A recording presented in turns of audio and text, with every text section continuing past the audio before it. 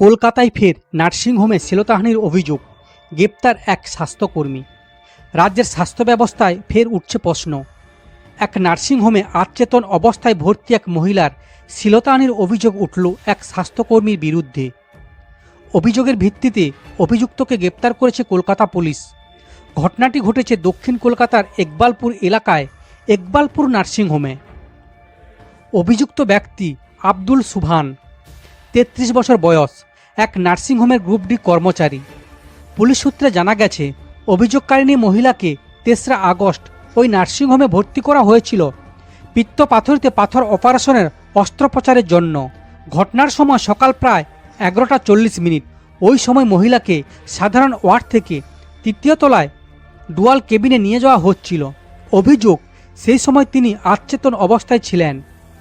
সেই সুযোগে কেবিনের ভিতরে যখন কেউ ছিল না, তখন অভিযুক্ত কর্মী তার ঠোঁটে চুম্বন করে বলে অভিযোগ।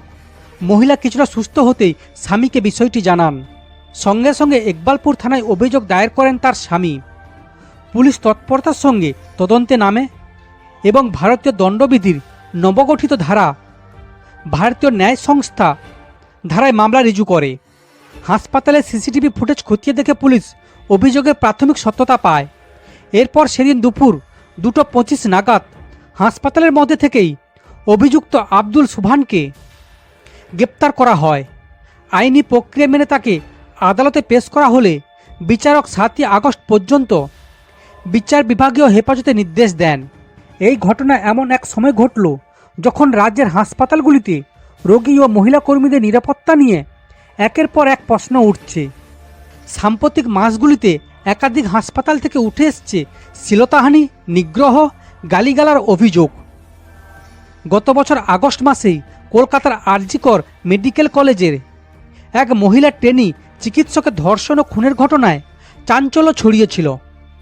এই ঘটনায় রাজ্যের চিকিৎসা মহলে প্রবল ক্ষোভ দেখা দিয়েছে এবং নিরাপত্তা ব্যবস্থার কড়াকড়ি দাবি জানানো হয়। তার কিছুদিন পর হাওড়ার একটি হাসপাতালে নিউমোনিয়া আক্রান্ত 13 বছর বয়সী এক কিশোরীকে সিটি স্ক্যান করানোর নাম করে ল্যাব টেকনিশিয়ান শ্লীলতাহানি করে বলে অভিযোগ ওঠে।